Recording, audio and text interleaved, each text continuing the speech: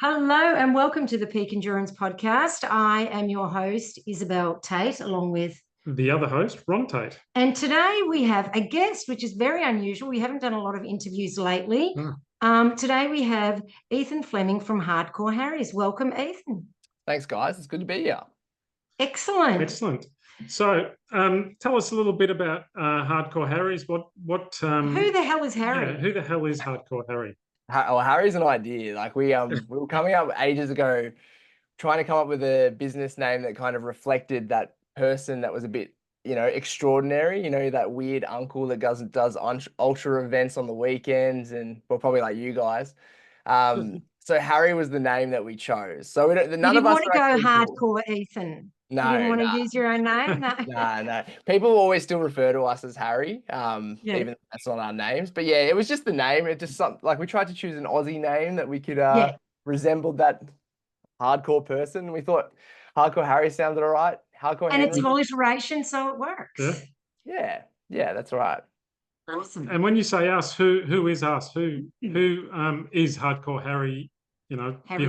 Harry's behind the scenes.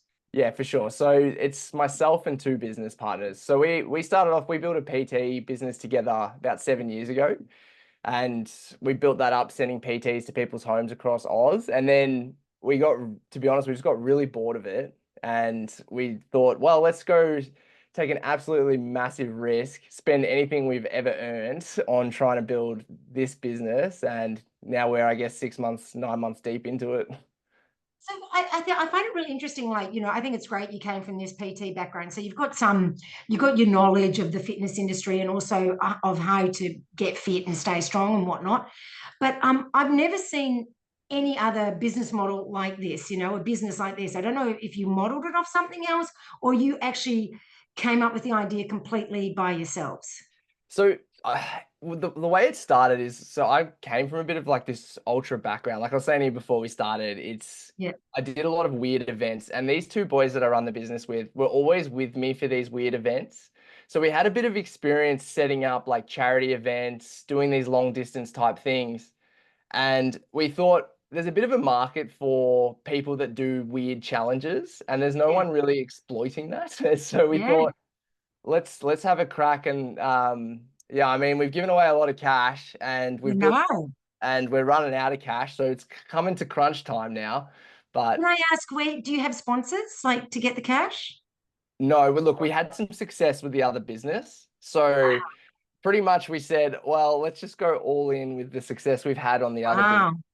And so we sponsored it from the business, but in terms of the standalone success of it, maybe in 12 months we'll be able to have a conversation, or I'll be living on the street. So we'll see. And so how long has this been going? Because I've been going for a while. Yeah, it's been about 9 months. We started off the first challenge we ever did. We said, you guys are from Melbourne, aren't you? So we said if we gave someone $100 to lunge Albert Park, which was a ridiculous challenge. Love it. Group of people came out, did lunges around Albert Park. We gave them $100, and then the challenges just got bigger and bigger and bigger. And then we needed the app to support it. So we've just been. And then, the running community, as you know, you get paid nothing to run. Yes. That's right. It's ridiculous. And we pay for the pleasure. Yeah. 100%. You can win UTA. What do you get? $1,500? Yeah. And that's what we thought. Well, let's have a crack at an ultra race where we actually give away some serious money. Well, I first sort of heard about you. I was on Strava and I kept seeing people posting 7 before 7. I'm like, freaking hell, what's 7 before 7? And I was starting to get a little bit, what's everyone doing? And I messaged someone who did it and they said, oh, it's this Hardcore Harry's, blah, blah. And I Googled it and looked it all up and thought it looked pretty cool. But I had heard about the race before that as well. We'll get onto the race in a second because you had some questions about the challenges. First, can you just tell us about some of the challenges and, how they're, I guess, monitored and how you prove that people have done them? Just a little bit more about the challenges, if we could. For sure. So we run two styles of challenges. One of them is called participation based, and then one of them is performance based. So the participation based, which is the one you saw with the 7 before 7, It's kind of like, we call it like buying your ticket, right? So every time you do X, you get one entry into the prize. So it might be like, for example, run 7Ks before 7 a.m., you get one entry. So that's like the backbone of the challenges we do. And then the other ones are performance based. They're like fastest 10K, fastest 5K, fastest X, Y, Z. So the fastest 10K, because when I looked on the app, I saw those sort of ones. So you prove it on Strava or something, right? That's right. You just upload your Strava results. I mean, like, there's always going to be people that try and cheat. It's a big part of what we're trying to solve. Do it on a bike or something, Yeah, ride a bike, shake your phone to try and get the cadence up or something. I don't know. Like, but look, that's why we changed a lot of the performance ones to participation. So that way, like, yeah, you can, maybe you can try and manipulate it, but ultimately you can't. It's still based off luck in a way. Yeah. I mean, it sucks that people cheat, because it would be nice if it could just be honesty based, but unfortunately, I guess when money gets involved. Oh no, well, I don't know if you saw one we did recently. We did a Strava art one where people they drew, whoever drew the best drawing voted in won. And some guy went and bought votes off like some chat bot thing and cheated the whole system. We had to ban him from it. Like, it's when there's money on the line. That's so I know. Oh my God, that's hilarious. That's so funny. Yeah, and I just got an email, I think yesterday, but you got a 500-meter swim or something. Is that right, mate? Yeah, so the current one we've got going is a swim challenge. So all you've got to do is 500 meters in the pool or ocean. You get one entry into winning a sauna. So, oh, nice. Yeah. Surely that's sponsored. Did you get a sauna sponsor?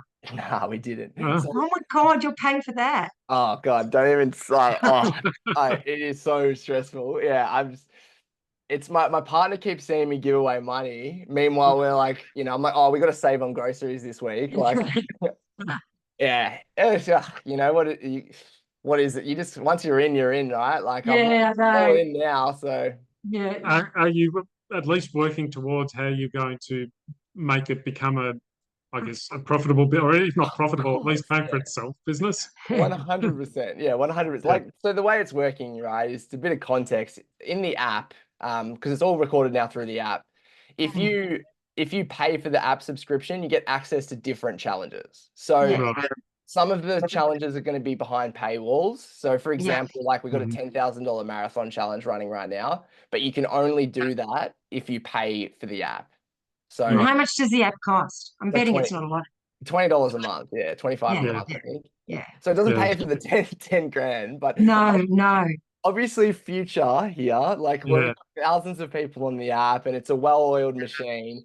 Then it will work. And that's what we're banking on.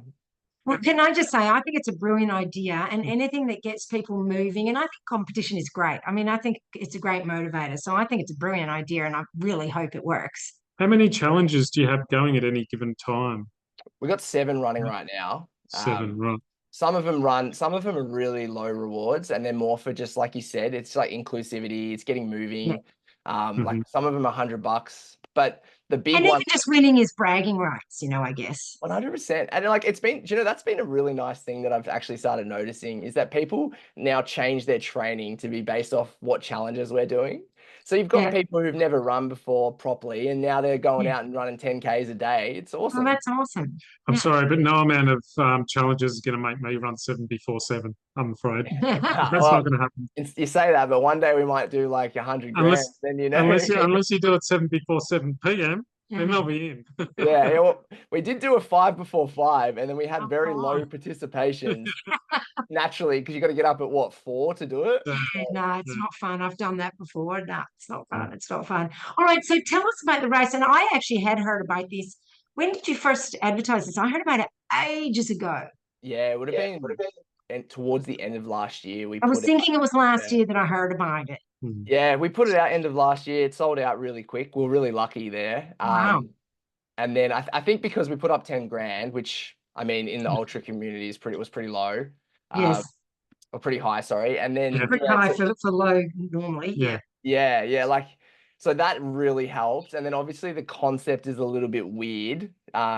Which kind of brought in a non-traditional runner, started paying more attention to. Yeah. The ultra community is great. Like when they pick up a race, they pick up a race. Like Yeah. they really spread the word. So we got Yeah. a lot of support with there, which was great. Oh, good. So just for the listeners who've been living under a rock and haven't heard about it, do you want to explain what the challenge is and what makes it so difficult? For sure. So it's a 3.2K loop, which is, just under half of a normal backyard ultra. Yeah. Oh, And easy. easy. I know, right? Totally easy. Yeah. You come down, check it out, and we'll see if you change your mind. But then it's situated on a giant hill, hence the name King of the Hill. But the hill is like you accumulate roughly 250 meters of elevation gain per loop. But That's a lot. over 3.2 Ks, it's a lot. That's a lot. Yeah, it is. We were talking about it. So where are you located? I'm out towards Frankston, but the hill. So you know the Dandenongs, right? Oh, yeah. So Lyrebird Track, next to the Thousand Steps, that's 2.5, that's 250 meters climbing, 1.5K. So up and back is 3K. So nearly the same. And that's brutal. Doing that every hour would be very tough. A lot of people have dismissed it because when you see it on paper, you're like, oh, 200 meters elevation. It doesn't sound like much. Yeah. No, that's a lot. There's a big difference between doing 200 meters elevation over 10K and doing it over 3.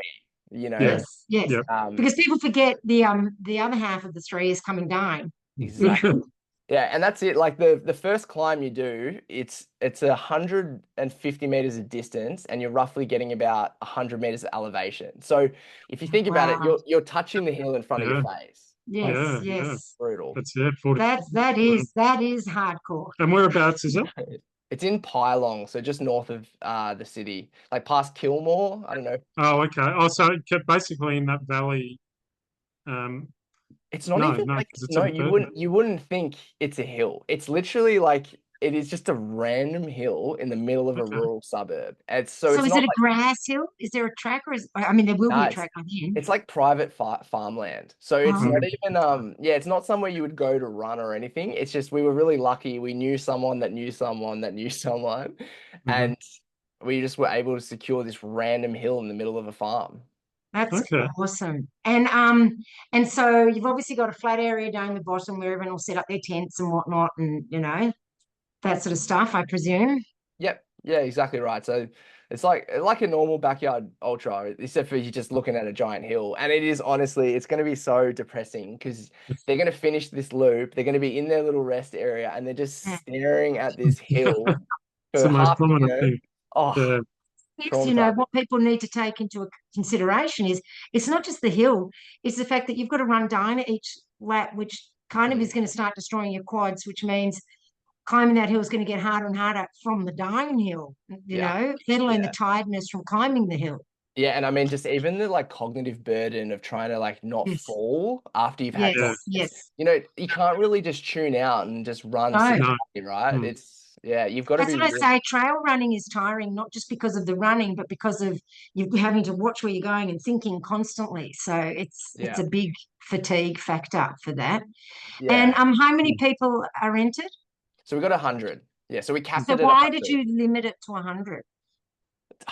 I don't know. I mean, I think at the time when we did it, we didn't even think we'd get more than 100. So we thought it would sound better from a marketing point of view if we said 100 participants, 10 grand. Like it starts to have a nice ring to it. Sounds more achievable. Yeah. It does. And also I think if you're going there to win, you're kind of thinking, oh, I can beat 99 other people maybe. Yeah. Sydney just had a backyard ultra with a $10,000 prize purse, but they had 350 people in it. So I mean, but that was a more traditional format at the end of the day. But once again, even at the time, I thought that's a huge prize purse for it's anything to do with ultra running too. So we at the time when we built it, there wasn't any other $10,000 purses, and then all of a sudden after it, they got inspired by you. I don't know. I don't want to claim credit, but Dead Cow Gully, Sydney Backyard, they all went to 10 grand within the Dead same Cow. month. I didn't know that. Yeah, only recently. Okay. Next year we're going to have to go 20 or 30 to beat it. The ante. Yeah, we'll see. You're going to have to get a sponsor. Surely someone would want to sponsor that sort of stuff. Absolutely. I think like if we had more time and we weren't split focused with the other stuff, then I think we would have pursued more energy into the sponsorship. But we just, given that we were trying to build the app at the same time, it's been all hands on deck, and there's only 3 or 4 of us. So And I'm presuming, do you have other jobs at the same time? we still coordinate and run the other business. Okay, yes. So we're still working flat out. Like it's a bit of a mixed bag right now. We're across kind of a few different things, so very fun. Yeah. I mean, it kind of is that way in the fitness industry. You can't just do the one thing, it seems to be. Definitely not when you're giving away like $2,000 every month. No, bloody hell. So what is the date for this race? 2nd of November, so it's in just 2 weeks now. Yeah, it's not long. Is there going to be some way that people can follow on and see what's happening? Because I'm sure people are excited and wanting to see the carnage, essentially. Yeah, well, it'll be all over socials, but it's also on the app. You can actually watch like we got the RFID tracking all through the app, so you can see who's winning, who's pulling out, and I'm really hoping it doesn't go longer than 2 days, because with that amount of time, I can't see it going. I can't see it, realistically going probably more than 24 hours, particularly for the first one. One thing I've noticed is the first iterations tend to be pretty quick because people either don't know what to expect or expect the wrong thing. Well, like you say, they look at 250 meters and go, "Oh, yeah, that's right." I think people, like you say, you're going to position them so that before they start, they're looking at this hill. I think that'll probably kill as many people as the actual hill itself. Yeah. I mean, we've had a lot. It's been very controversial. Some people are saying they reckon it'll go for weeks, and I'm just really even very high level runners are saying at least 5-6 days. But I just disagree. Obviously, I think people will. The effect on the legs, no way 5-6 days. I mean, prove me wrong. But yeah, I don't. People are crazy like that. Don't get me wrong. Like, look at Ned Brockman just doing that recent thing. So who knows? But at the same time, it's very unlikely. I don't know, because normally with like a backyard ultra, you have a strategy. Like overnight, you do a faster loop, so you get a bit more time to sleep. But you can't do that with this one, because if you go faster on the downhill in the dark, you're going to fall over, smash up your legs, whatever. So you can't have the same strategies as you would with a normal backyard ultra.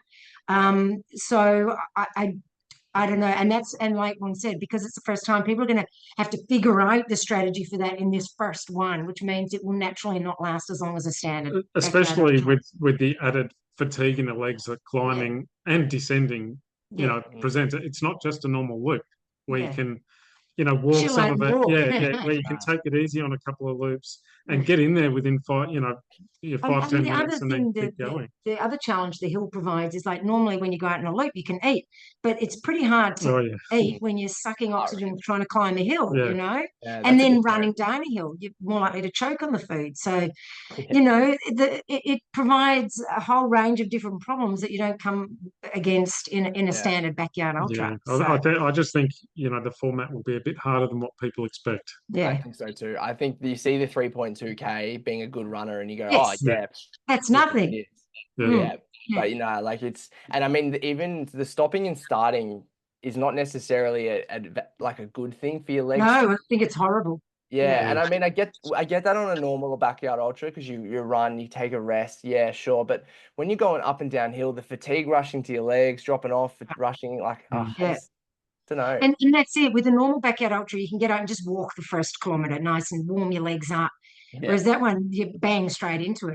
Into it. The hill is at the very start too. So you look like you're enjoying this. Well, we said we wanted to find the toughest, like we said when we were building it, we wanted to build the toughest ultra race. Like, obviously there's a million other races out there that would be considered tougher, like UTMB, for example. But I still think that the toughness is based off so many different things, and this really levels the playing field, because it becomes a lot less about how good of a runner you are and how good you can just, like, that. Looking at that hill at the start of each lap is going to be traumatizing. Yeah, I think it's going to be really interesting who can put aside that suffering and really go for it. And that's it. I think a lot of these things come down to your mental strength. Like you can have two people equally fit and strong, but the one who gets intimidated by the hill is not going to go as well as the one who takes it in their stride, so to speak. Yeah, and I reckon what will happen is, like you're saying, they're going to rush it. They're going to Yeah. run the uphills, run the downhills, try and get Yeah. back in 30, 40 minutes, and Yeah. then they're going to cook themselves. That's right. Mhm. Yeah. I did one lap the other day, and I had sore legs for like 2 days, and it was 3.2 Ks. Like ridiculous. Yeah. And so is it like a bald hill? Is there any trees for shade or anything like that? No, it is literally, if I drew a massive loop and plopped a hill, that's what it is. Oh, wow. See, and that's another thing. Normally in these backyard ultras, there's some tree coverage. You can get some shade, you know, but in this, if it's a warm day, even if it's not, if it's a cold, shitty day, you're fully exposed to the elements then as well. Yeah, I'm just really hoping it doesn't rain, because if it rains, we're gonna ambulances on speed dial. It's gonna be horrible. If it's Cup weekend, then there's every chance that it will rain. Yeah, It always seems to rain on Cup weekend. No, trust me, I'm praying. We're terrified, because if it's hard. It's so hard to navigate the downhill, even fresh, that I just can't imagine a situation where someone doesn't get injured. So do you have it so like, have you sort of cordoned off the uphill and the downhill? Like, is it sort of just like that, or is it like you go over like, how have you worked that? It's actually worse. So they go up to the top, they come down the side of the hill, and then they actually go up the hill again. So it's not in one climb. Oh, right, okay. It's brutal. So the thing is, we were really tossing and turning with this one climb, because if we did one climb, we really worried we'd make it too easy. And we don't want to say we're building Australia's toughest ultra race, and then you get there, you do 3.2K, you're like, yeah, that was all right, and then you're there for days. It just we thought, let's overshoot it. Yeah, absolutely. So you go up, down, up, down. So it's like, it's hard to explain, but if you go up the hill, then you come down the side of the hill, back to the top of the hill, and then you run the full loop from there. So if you're curious, you can look when you look on the website, there's a map of how it's been built. Okay. Yeah, we might do that. Yeah. Oh, so that makes it even steeper then, like you were saying, like It's I mean, is it the fire trail is the same as what you were saying before, the Lyre? Is that the fire trail? Lyrebird, it's basically. It's basically the trail where the 1,000 steps are. It's the trail that runs up on the left-hand side of the stairs. Parallel, Yeah, it runs parallel to the stairs. So that's probably a pretty similar hill, I reckon. Like that, and then you're just doing, because what's that? You said that was 200 meters ish? It was 250 meters in 1.5K. Yeah. So it's kind of like doing up and down twice, but half of it, Yeah. I reckon. Oh, well, yeah. I mean, and so can people just come along to watch? Yes, they can. They can. They just got to pay for So they don't have to know anybody in the race, or they don't have to be a crew. They can come and just watch the carnage. That's it. Yeah. We've been doing, I mean, because we're not thinking a million people are going to show up, but if every single person shows up we've said to, then we might have to restrict a few. But ultimately, we're allowing participants to even camp there too. So it's while we're small, we've got these opportunities where we can like bring a bit more community into it. So you mean like camp there the night before the race?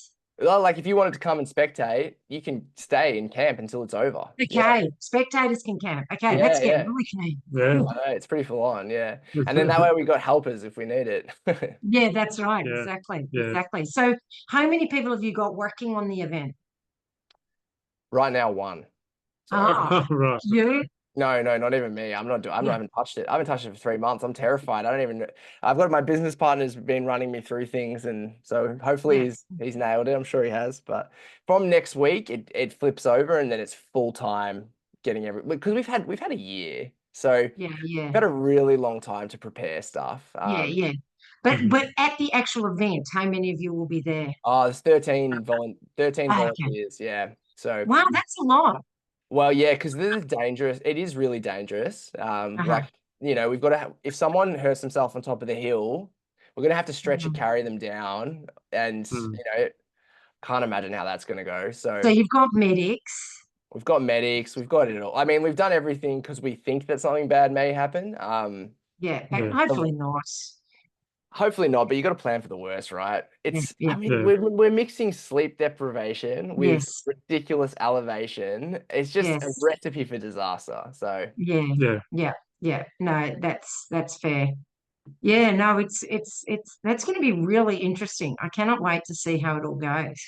yeah, me too. I'm very intrigued. There's a few people that I've seen in the backyard ultra space, that I think will do really well. But at the same time, it's like you said, it's so different. How do you know? And Yes, yes. you don't, because no one's done it. No one can No, prepare for that's it. right. Yeah, That's and right. because normally when you're doing a race, you sort of look at past results and look at different things and see what other people do, but you've got nothing to gauge this off. Yeah. So if this goes well, will you do it again next year, but open it up to more entries? Absolutely, yeah. We'll think next year we'll probably do somewhere around 250, 300. Yeah. And the thing that, because we've never run an event before, so we didn't realize that when you run an event and you sell out tickets, people pull out, and then Yes. so we got 100 tickets we've sold, but there's 20 people that can't come. So like it's such a dampener because I really wanted So 100. you didn't have a wait list? We did, but we burnt through it all. Like it just, Wow. I think people, I don't know why, but maybe it's intimidation of what they're about to do. Maybe it's, Yeah. I don't know. Because you know what it's like. You're at home, you have a couple of beers, and you go, yeah, let's do that. Yeah, 100%. Yeah, it looks and then a sounds month easy. later, you're like, oh shit. Yeah. And people probably haven't prepared for it No, correctly. that's right. Or they've injured themselves preparing for it, right? Yeah. I mean, we had a lot of people say they were injured, but it makes me wonder how many are actually injured. Yeah. I mean, it happens, but yes, I mean, they may be getting nervous. Have you thought about reopening entries for a few last minutes? We have privately sold some. Okay. And because we really wanted to make it a thing that I know in some other races I've done, when you can't do it, it's really hard to get rid of your ticket and it can be a really negative experience. So we brought in this thing where we would sell the tickets for you and then we'd refund you. So we did that for ages. So we were doing like 10, but we've had so many people say they can't come now. Wow. So been interesting. That's been a weird side curveball that I did not take into consideration. So otherwise I would have oversold it. I would have sold 130 tickets or something. Well, I mean, I know some race directors do that, but then what happens if nobody pulls out? Yeah, I don't know. Yeah, I'll be doing that next time. That's for sure. There's no way. And because it's on private land, I'm presuming you didn't have to get any permissions other than from the landowner. Is that right? Well, it's arguably you do, but I don't know. Yeah, it's traffic is the biggest thing. Of But I mean, course. we've got 100 people. How much traffic can there be? I don't know. Not that much. And we're in rural, so look, we've spoken with them, but by the book, I would say yes. It tends to be more parking rather than traffic that they worry. Because I have managed events before as well, running events, and the main thing that they were concerned about was parking, not having people parking on the roads and blocking so traffic. if you've got land there, then that should be fine. Yeah, I reckon. Yeah. Well, I mean, we were parking there the other day and we got bogged, so that's another bad thing. That is enough. Oh God. Maybe word up some of the local four-wheel drive clubs. 100%. Have them on hand. Yeah, I was saying to the guys, we're gonna, poor us, but we're gonna be up for bloody 3-4 days with no sleep as well. We're gonna have to do that. It's an endurance event for you as well. Absolutely. Yeah, I know, without having to run the hill though. So yeah, but still you've got all the logistical stuff going on, which, like you say, that mental fatigue is quite tiring. So yeah, absolutely. We're thinking like maybe we'll do some sleep shifts or something, but yeah, I think you'll have to. Are you going to have like food trucks or anything there for people coming and to watch? Yeah, we got a food truck, coffee van. Awesome. That's about it, and then the rest is all self-supplied. We've left no stone unturned. Like we've put a lot, but the thing is, this is what I kept saying to the other guys: is you don't know what you don't know, and it is our first event, so it's all good and well to be like, yeah, we've planned everything, and then you get there and you're like, do you guys bring water? Like it's.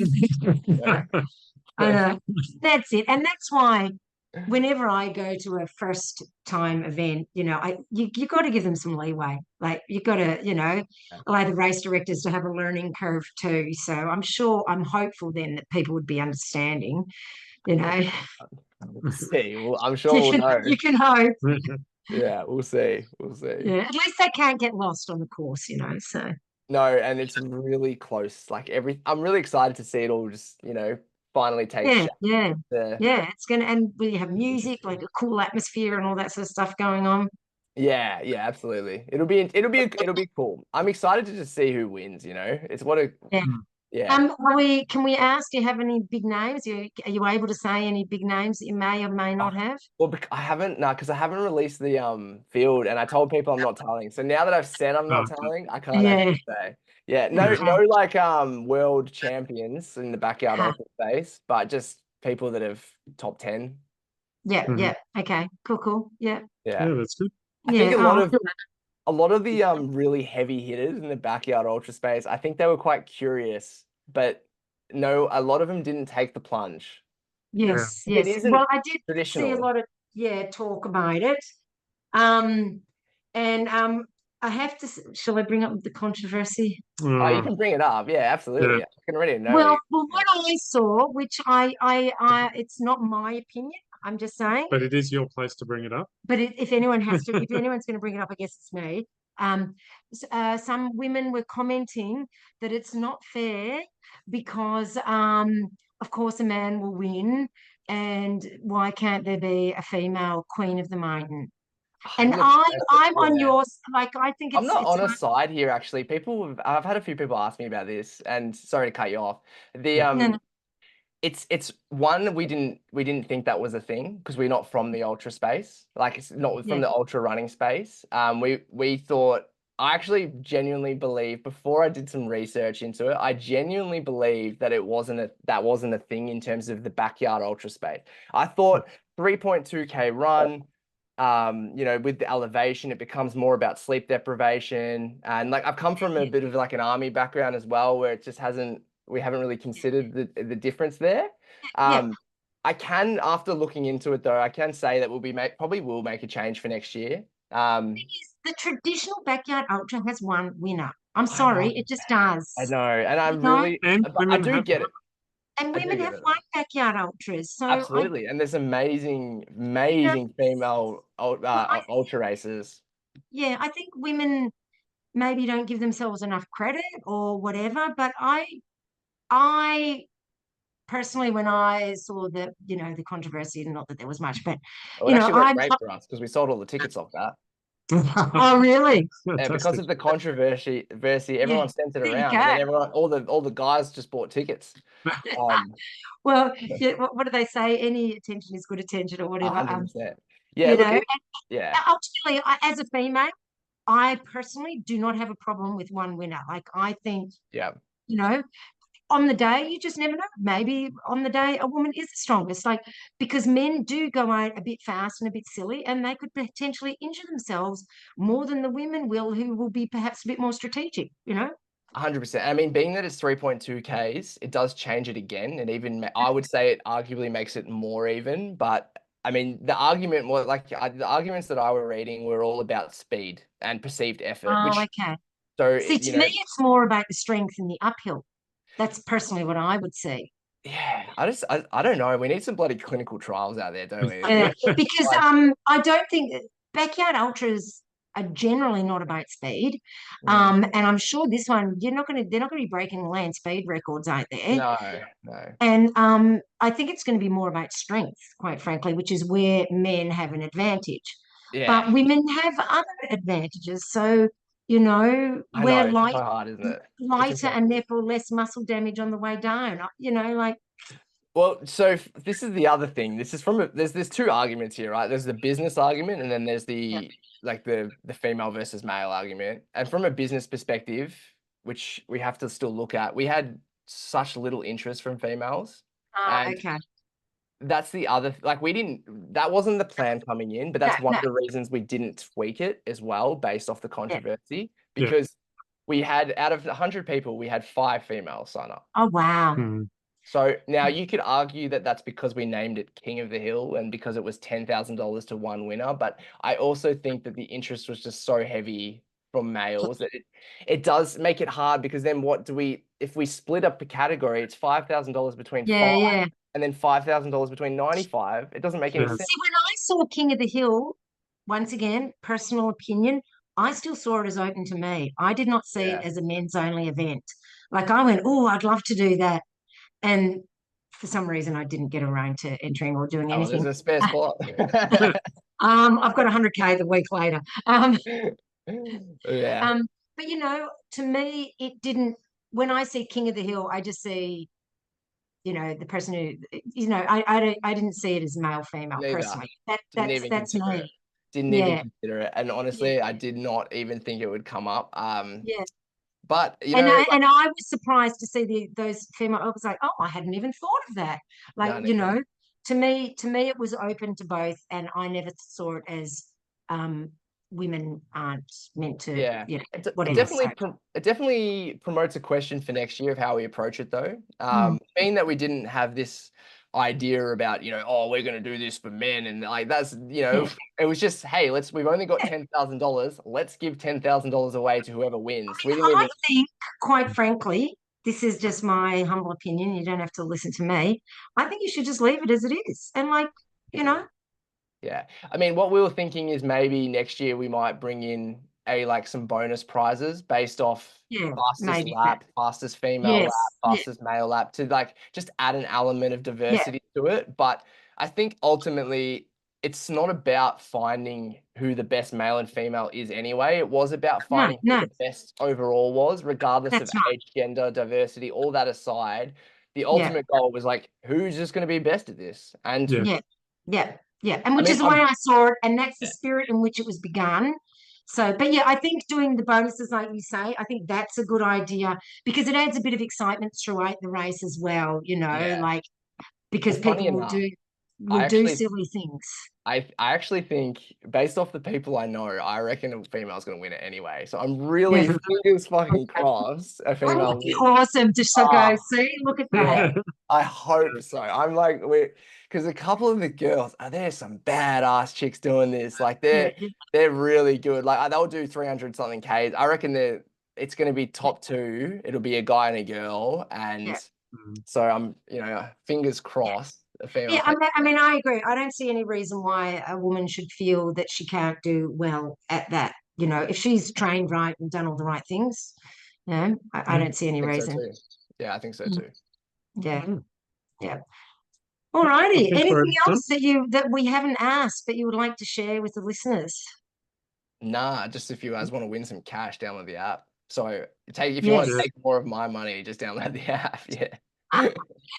And the app is called Hardcore Harry? It's called Harry's Challenges, but you'll find it if you type in Hardcore Harry's. I mean, I think that's what I typed in, in the App Store. So it was just on that as well. There's we've right now, while we've got no subscribers, the chance of you winning is so bloody high. I can't good point. we've got this $10,000 marathon challenge running right now, which is. So what is the challenge for the marathon? Oh, that's the one where you have to run a marathon every time you run a marathon, you get a thingy in the thingy. That's right. But you nailed it. Absolutely killed it. But that's only for paying subscribers. Well, if we've got 1,000 members, how many do you think are paying? There's not that many, which means that you've got a pretty good chance of winning 10K. Yeah. We got 3 marathons coming up in the next 6 weeks. So I reckon... honestly, I'm telling you, your odds are so bloody good. It's Tats Lotto's 1 and 1. Is there any time limit on the marathon? I think we capped it at 6.5, just if people were taking the piss a bit. Because we're one of the marathons we're doing. We're sweeping, so that will be slow. I think you got a 6.5 time cap on it. But what's the sweeps? Probably a bit higher than that. Well, we're actually sweeping a 100K race, but we're sweeping 55 kilometers of it. So it's going to be at 100. And it's a trail race, so it won't be fast. Yeah, it'll be at 100K pace, not at marathon pace. What do they normally sweep at for 100K? It's 8.5, 9. Yeah, it depends on the cutoff of the race and how hard the race is. We've got from 5 till 4. So it's a very long time. It's going to be a long time. It's going to be 10 hours. Over 55K, so it's not going to be a quick day. No. Unless you might win 10 grand and chuck in. All right. Well, thanks so much for coming on the podcast. We really appreciate it. And I think your Hardcore Harry's idea is such a brilliant idea. So I really hope that you get lots of sponsors on board. like I'm sure with the different cycling ones and swimming ones, if you approach, I'm sure you're doing that, approaching, swimming companies and all that, wouldn't they provide prizes at least? Yeah, we've landed a few. Like we did one with Modex recently. We gave away a mattress that was covered. Cool. They are happening. It's just Yes, at the rate cool. that we're giving it away and the rate that we're reaching out, they're just not. Yeah, because you want to have quite a few. Like you said, you've got 7 challenges going on at the moment. So yeah. We just need more. We just need more manpower, and right now we just don't have it. Yeah. No, that's fair enough. Anyway, best of luck with that, and we can't wait to see how the King of the Mountain goes. I'm sure it'll be a huge success. And thanks for joining us on the pod. All right, cheers, guys. Thank you. Okay, bye. Oh, shit.